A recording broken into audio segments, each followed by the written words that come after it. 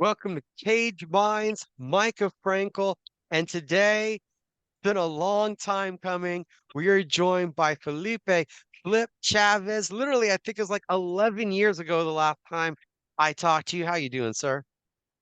I'm doing great. 11 years sounds about right. I think the last time that we talked, I was getting ready to go fight Marco Shiro out in Honolulu, Hawaii was last time we saw each other, besides at the My, fights. I think it was a little bit after that. I think it was the Adrian Cruz fight here for Bellator. Oh yeah, that's right. That's right. That is correct. It's been a long time. I mean, after 11 years, I think that's the first thing everybody wants to know is why'd you return to fighting? Hey man, it's always been a passion of mine. I've always loved boxing. I started boxing when I was 9 years old. I did stop fighting MMA about 10, 11 years ago. Adrian Cruz was my last fight in Bellator. Um, so that way I could raise my boys. I had young kids, and I was taking them into the gym, and I was up there training with Chris Luttrell and Chris Avila, Lionel, some of the good fellas, from back home. And we had some good things going, but it was just it was kind of tough with my young kids. Their moms were working, so they would come to practice with me, and sometimes they'd be climbing on the equipment and things like that. So I took some time off. I had honestly, I was into full retirement. I was just working and living life, but I have my two oldest sons. I have three boys, Elijah, Gabriel, and Felipe. But my two oldest sons are now 13 and 15. So they're right in there in the gym with me now. They're doing the boxing. We're mostly working boxing. We do work jujitsu, of course, because we love it. But yeah, they're right there, right along with me, training. A good friend of mine. I'm living in Texas right now. I am going to be making the move back home to New Mexico. I have a 5-year-old little boy who lives out there. I was flying him back and forth, but he started school this year, so it's been too tough. I got to go home and be a man and raise him. But it's all in God's plan. It's all in God's plan. Chris Avila, longtime training partner who ended up becoming a coach of mine. Black belt up at Greg Jackson's. We trained together since I was 16 years old, and a good friend of mine, one of my best friends, he actually moved about 20 miles away from where I stay. So he hit me up one day. He's like, "Hey, you know where New Braunfels, Texas is at?" And I'm like, "Yeah, I work there." He's like, "I live here now." Oh, immediately we started training again, and here we are. Do you have any expectations when you started training again? Were you thinking, oh, this is going to be fun. I'm going to get in shape, hit the pads a little bit? Or were you thinking, maybe I'm going to give it a try again? Maybe I want to take a fight. How long did it take? And what were your thoughts when you first started practicing again?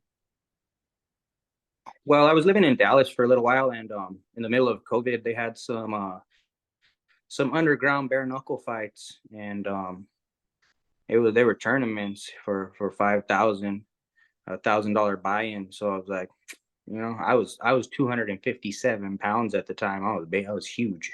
So I was like, super heavyweight. I'm gonna do it.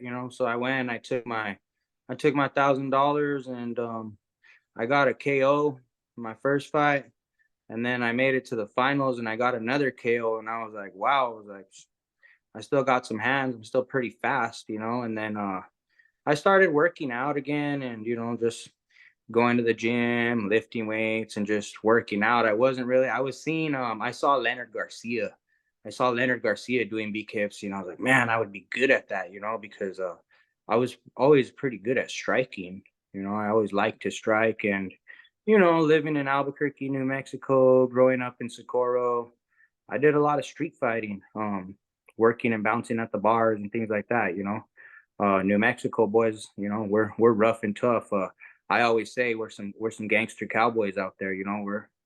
little country, little hood, you know. So I just once Avila moved here, it was kind of like, all right, let's train. You know, when we gonna start training, you know, when we gonna do it. So we met up and man, I was out of shape. I was out of shape, you know. I would do like one round of mitts and then I'm like, oh, all right, let me rest, you know, let me hold for you know, hold a couple rounds for Avila and then we go back and forth. And now we're in tip top shape. I did 30 rounds today, you know, to say the least. I feel good and I'm smarter. I'm smarter than I've ever been in my life. I don't party anymore. I don't drink at all. I'm just a family man. I go to work. I go home. I train. Uh, Training is the funnest thing that I do. So I reached out. I started getting into shape. I saw some of the guys. You know, Little John, Dotson, Eric Dotson, Nick, you know, Donald Sanchez. I saw some of the guys getting on these cards, and I was like, shit, man, I wanna go do that, you know, just for fun, you know. I got a good job. I don't need money. I don't do it for money, you know. I do it because I love it. So I reached out to Ricky and I was like, hey, can you get me a fight? And hey, he got me a fight. So he sent me a couple of opponents, and you know, uh, I saw that Michael Manno. I was like, well, he's a big boy. I won't have to cut, you know, really cut weight. But I did weigh in a little light. I weighed in 172, and so this next fight, I'm trying to fight on the March card. We'll find out. We'll find out if I get on. You know, it looks like I'm gonna be on the card. We're just trying to. They're trying to find me an opponent. You know, there's a couple guys in mind. Because of the contract, I'm not allowed to announce anything like that or announce anything. BKFC will be making the announcements if I'm fighting or not. But I'm trying to get on the card. I'm ready to go though. I'll tell you that much. I'm ready to go throw down. I'm in shape.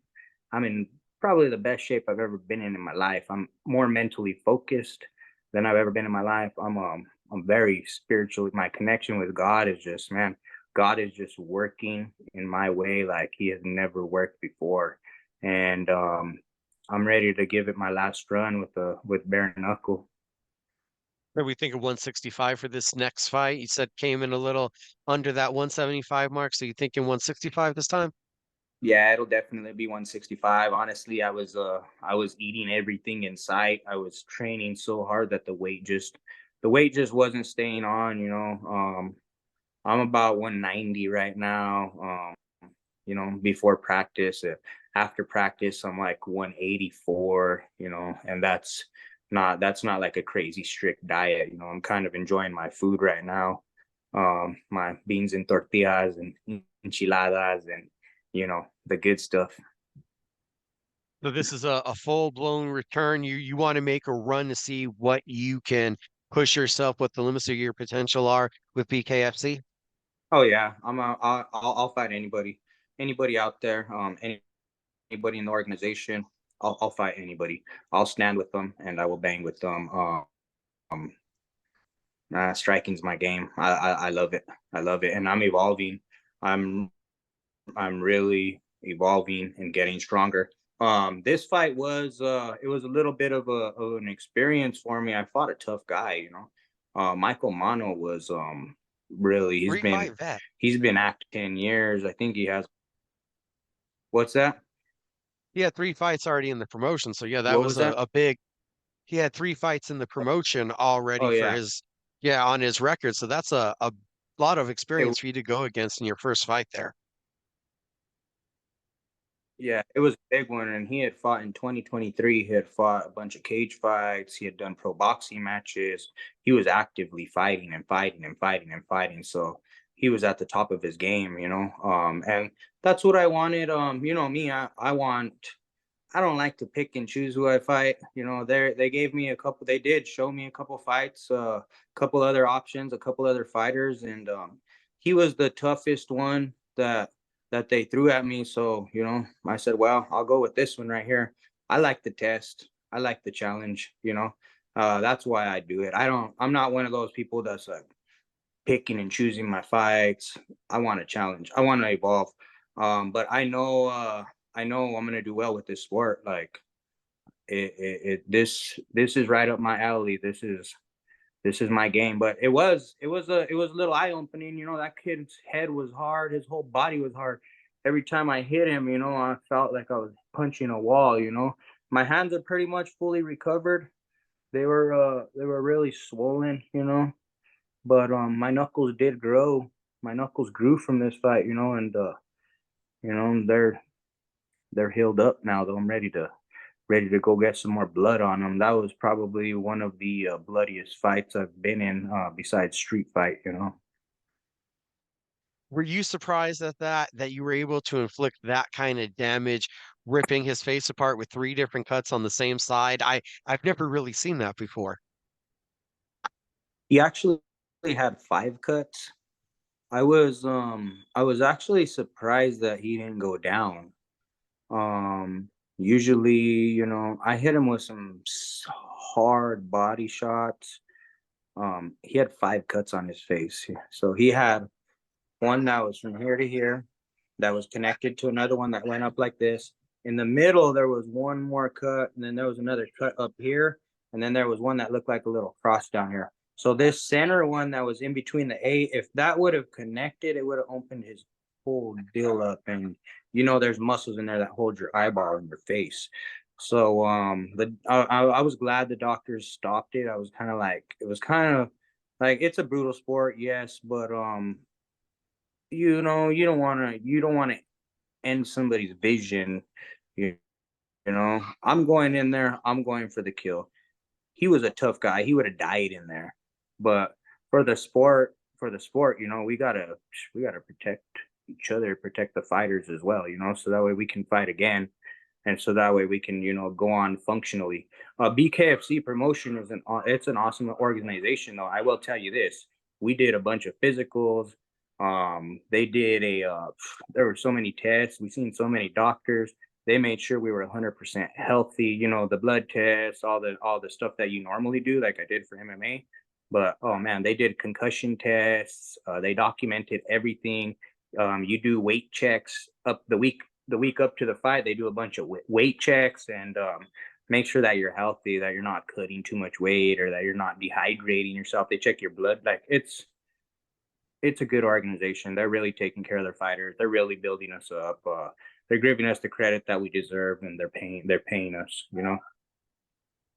Did anything from the experience of that first bare knuckle fight with a crowd like that, did anything surprise you in the experience and the environment and everything else that went on? I was actually a lot calmer than normal. I think it comes along with being a little more mature. And you know, all my experience in fighting from, you know, age 9. I started boxing at age 9. I've trained with a lot of different coaches. I've fought lot of different style of fighters. I was really well prepared. I was in really well prepared. My coaches, you know, Chris Avila and Jimmy Rayborn, they kept on like having to make me like, Flip, you need to take a rest day. Like, take the day off, this and that. I'm like, no, I'm good. I don't need rest. They're like, Felipe, you need to take a day off. Like, when was the last time you rested? I was like trying to remember. I'm like, I don't take days off. I'm a hard worker. You know, everybody knows my last name's Chavez. I come from a hardworking family.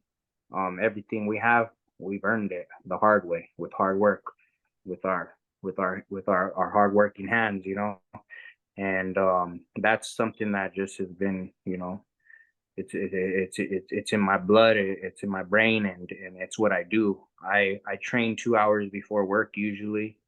I go into work usually at 7. I work 10-hour shifts, then I get out and I train another 3 hours. So you can see what my days look like. I got like 15-hour days. You know, I have a work ethnicity. So going into this fight, I really wasn't nervous. My family was nervous. My coaches were a little nervous. Everybody was like kind of nervous. Like, why are you doing this? You know, you haven't fought in 10 years. Why are you fighting such a tough guy? This and that. I'm like, I ain't nervous. I'm ready. I was so well prepared for this fight that I was ready, you know. I knew I was gonna have a little bit of ring rust, you know, a little bit, but I felt good in there, man. I really felt really, really good. And I honestly I gained I weighed in at 172 and I gained 27 pounds back, you know, by the time I got in the fight. I was like, my weight went back up. I filled back up fast. I feel I gained a little bit extra than I should have. I even looked a little chunky in the fight, but I didn't care. I was like, you know what? That's my Mexican armor, you know, my Nuevo Mexicano armor. I had a little extra meat on my body to take those body shots and, you know, not get cut so bad and things like that, which, you know, I think it helped me in the end, you know. And I was looking at my opponent, he was chiseled, he was ripped. And I was like, you know what? This ain't no beauty contest. This ain't no bodybuilding competition. This is real war, bone on bone war, you know.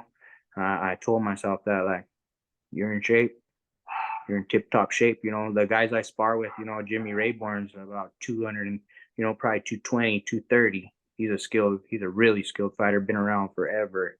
Um, Chris Avila, you know, been around forever. Big boy, you know, probably 240. Big boys, you know. I got my brother Anthony Chavez, probably walks around about 220, you know, boxed his whole life. He did some King of the Cage fights. My brother Diego Sanchez, the Nightmare, you know. I went and did some training with him, got some sparring in with him before the camp. Um, my boy Matt Ball, you know, we did some training as well, you know, a little bit of bare knuckle, just body sparring and stuff like that, and little mitt work. I also went up to Jesse James Lehigh's gym out here in Texas. You guys know who Jesse James Lehigh is? He's a world champion boxer. And he showed me he worked with me a little bit. You know, we worked on some things. There's a gym, Lucero's boxing gym out here in San Antonio, and there's a guy out here, and he used to train with Johnny Tapia. He has a bunch of tough kids in his gym, and I got some sparring in with those kids. Woo! Those are some bad boys. Telling you, those are some bad boys, and I'm fully headgear, you know, traditional boxers, you know. So that was some good sparring. Learned some good stuff from those kids and from that guy. And I was just blessed when I went home. Like, man, all my people were there supporting me. You know, all the people from the small town of Socorro where I grew up in, all the people from Albuquerque. You know, I went up to Jackson Dakama and did some. I was able to use my old cage, you know, where I used to train at back in the days, and move around with my boy Cav and Jimmy Rayborn, and then I went up to the 505 wrestling school up there. They do MMA. It's Ray Borg's training facility.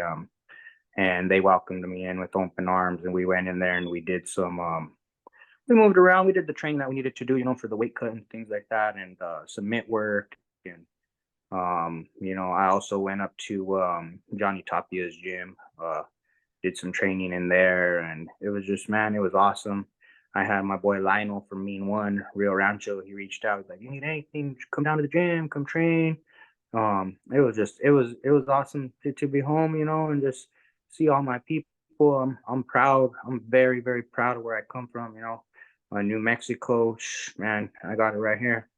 Got it right here, and I got it right here in my in my corazon, you know. And yeah, man. But I'm working hard, and I'm giving it one last run. The promoters, the BKFC promoters, I was like, yeah, I'm 40, you know, I'm older, and they're like, you ain't old for bare knuckle. That ain't old, which was kind of good to hear, you know. Do you feel there's some big differences, little intricacies or big differences in the sport from the other sports that you've done? You've done boxing, you've done MMA. Does it feel like bare Oh, yeah. knuckles its own entity? Dude, it ain't boxing, it ain't kickboxing, it ain't Muay Thai. This is bare knuckle. It's different. It's a lot different. Every strike landed does damage to both opponents. If you hit them in the wrong place with this, especially the guy I fought, he had a brick head. I'm just barely, you know, I really barely started using Instagram, you know, and I looked on all my messages. and I had a bunch of people hitting me up. Just go after the body. Don't hit him in his head. He has a brick head. He has a brick head. So you see a lot of guys, and they're boxers or they're MMA guys, and they throw all this power and they clip someone's head, break their knuckles. I popped mine out of place. This one I thought it was broken and I popped it out of place. So in the first round, so I had to keep my hand. I couldn't even open my hand for a couple of days. I had to keep my hand closed. I was like, even told my coach, I was like, hey, I think I broke my hand. He's like, so what? Keep fighting. I was like, yeah, I'm just letting you know. We might want to switch the game plan up a little bit, Chris Avila. And I wasn't gonna stop though. I seen my kids, my little boys were out there watching me. I'm like, nah, I'm not losing. I ain't giving up. I'm gonna smash this hand in if I have to. But it's a lot different, man. The body shots, you feel them. Your hands are so much faster. Even you think about a 16-ounce MMA glove, you think, oh, that ain't shit. Oh, it's something. It's excuse my language. The padding makes a difference. The few times that he did touch me, I got cut here. I got cut here. I had a little cut right here. My nose was broken. An elbow came through, kind of like a dirty boxing elbow, and got me on the nose. But yeah, and obviously, the shots that I was landing on him, I landed a counter shot on it right here on him, and I seen it open up a little bit. As soon as I seen that open up, I was like, all right, fight's over. I'm just gonna hit that target over and over until it opens up, and that's what I did. What do you think is the biggest difference for how you need to train to be successful for this sport compared to MMA boxing? Target, you got to make sure you hit on target. The difference from here to here can lose you the fight.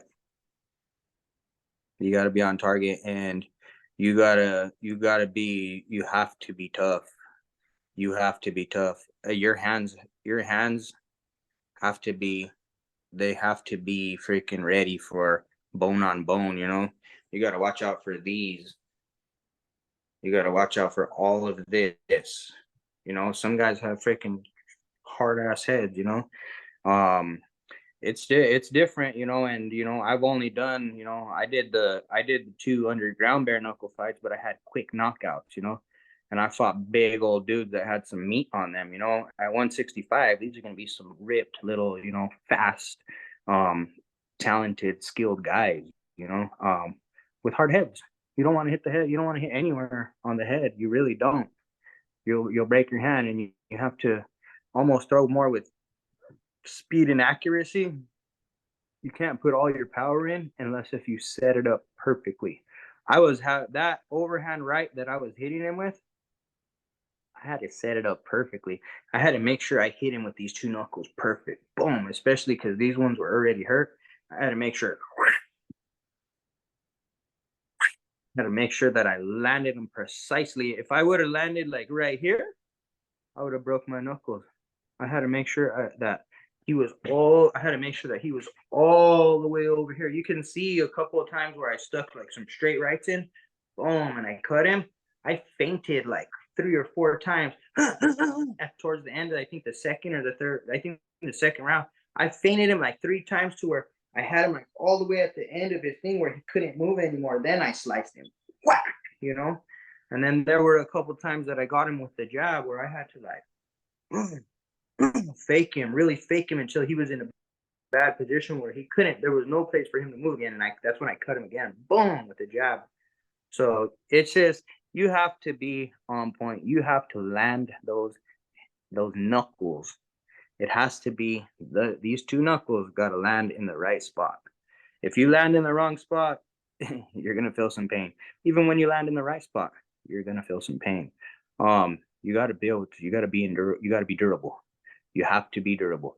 You have to be on point, and you have to be in freaking tip top shape, because it's not like, I don't know how to explain it. You're going 100 miles an hour. You're going 100 miles an hour, and you watch a lot of these guys, and they're coming, and they're just like, ta ta ta.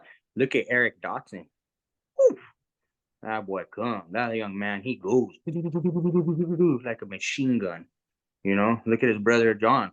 he's going, and that's what it takes.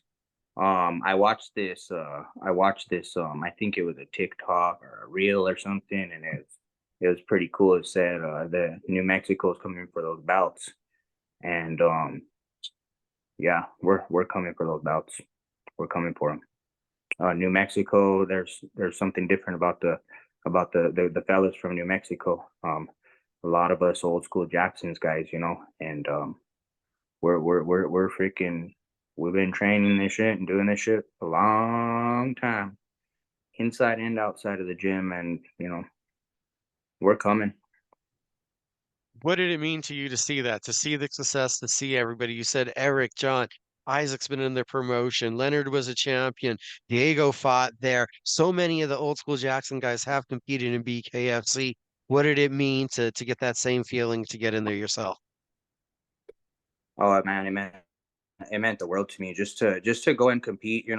Just to go and compete at that high of a level, and like I believe it. I feel like it's the realest a fight can be. No gloves, man, no gloves. You get into when if you have to defend yourself, or you get into a street fight, or you got to defend your family or something in this crazy world we live in.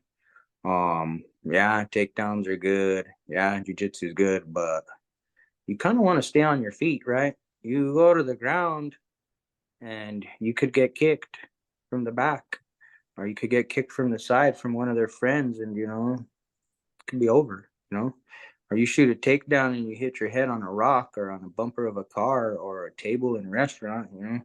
The safest me when I would get in street fights, honestly, I would stand, and I would stand. I'd be watching everything. So um I don't know, man. It meant a lot, and it was really cool. It was really cool, being in the back with all the New Mexico boys, man. It was just I was just feeling blessed. I was back there and I was like, wow, this is pretty cool. This is really cool. It was I felt blessed. I felt honored.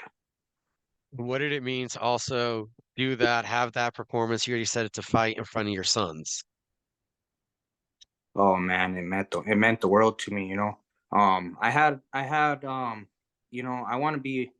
want to be, and I'm gonna be an example for all kids.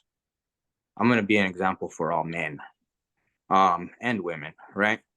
I'm gonna be an example. After my fight, there was no partying. After my fight, there were clubs that reached out to me and, like, hey, just put us on your banner, this and that. We'll pay you.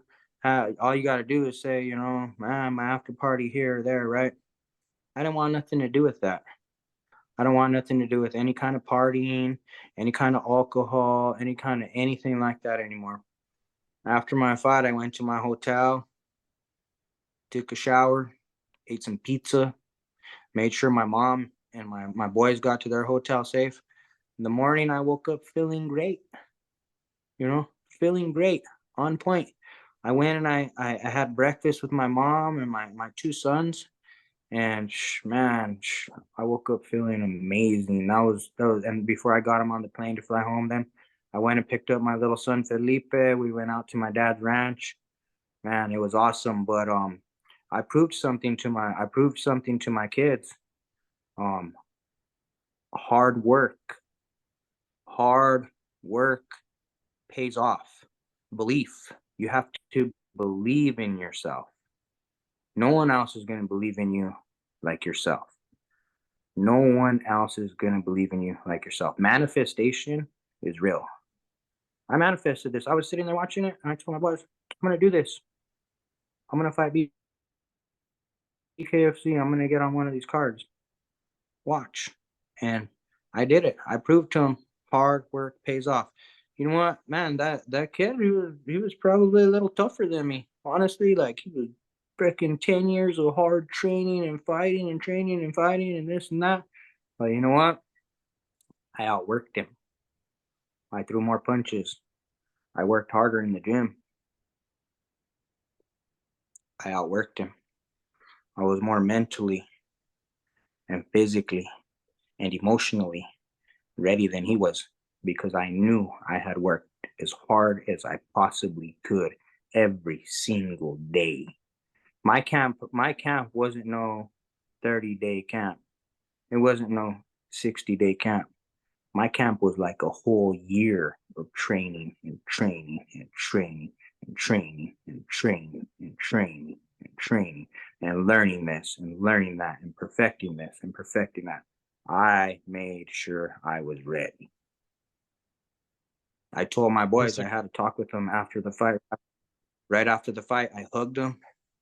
I hugged them, and I probably shed a couple tears. And I told them, "Look, boys, we did it. I did it with them." I said, we did it along with my coach, and my friend Chris Avila, his son Jude Avila, his little son. He's a little wrestler and a kickboxer. Tough kid. He's getting ready for state right now.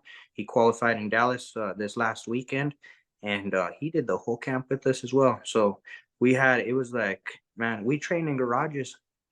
We trained my garage, Coach Avila's garage, and Jimmy Rayburn's garages. And I told him, I hugged my boys, and I told them, look, boys, we did it. I wanted to prove to you guys, 40 years old, hadn't fought in 10 years. I went in there with one of the toughest guys in the organization. All odds were against me. And I worked hard. I worked hard. With hard work and belief, boys, you can do anything you want. Anything you want in this world. And I hugged them and I cried with them a little bit. And, it was a special moment for me and my sons. That is a beautiful place to finish this up. The return is underway.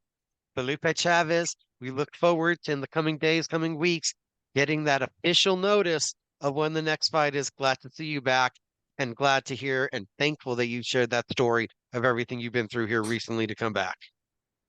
Hey, I want to thank you, man. I appreciate you, buddy. It's always an honor to talk to you, and everything that you do for the sport and for the fighters and help them getting their names out. So I appreciate you, man. I also want to give a shout out to one of my longtime friends, AB Baca from Socorro, New Mexico, who we used to train together when we were kids. We'd do boxing out in front of my mom's house, in front of his mom's house, and he helped me out. He helped me out with a lot of stuff in my camp and while I was there in town. And I just wanted to give a shout out to him. He has a barbershop, small business there in Socorro, New Mexico. So shout out to you. Appreciate you, buddy. What's the And name of that shop? always an honor to go. It's AB Baca's barbershop. Yeah. Cool. Just make sure we get the name And out there. Anybody in you know, Socorro, go get a cut. yep. And all my people in my hometown where I grew up, Socorro, New Mexico. All my people in Albuquerque, where I really grew up. I got old. I turned from a boy to a man. And just everybody out in New Braunfels, Texas, who is supporting me. I appreciate y'all. Love y'all. Nothing but love and respect. And God loves you guys. ThePublicCageBlinds.com, guys. Like, share, and subscribe. Every one of those three is appreciated anytime you do it. Thanks for watching.